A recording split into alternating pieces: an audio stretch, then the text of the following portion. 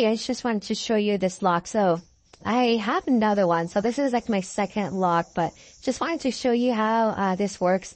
I'm actually using this. I'm using these for places where I don't really necessarily need like high security, but I would want to lock it.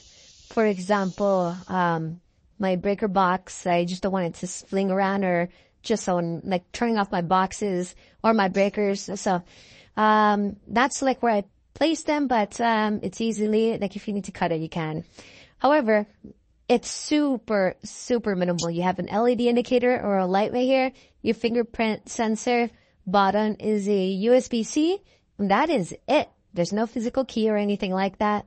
So far, no issues with actually reading your fingerprints. So I was able, and it's super easy to program your finger. So, when you first get this, you could use any finger and it would unlock it. And what you would do to actually program it is press and hold that until a blue indicator comes out, and then you select the fingerprint or finger that you'd want to use to unlock it. And then you just keep tapping it until you see a green light. And that's it. Like, it's crazy easy. Look. So that unlocks it. But if you use a finger that is not compatible, it won't let you. But look how crazy fast that was. Oh, right there.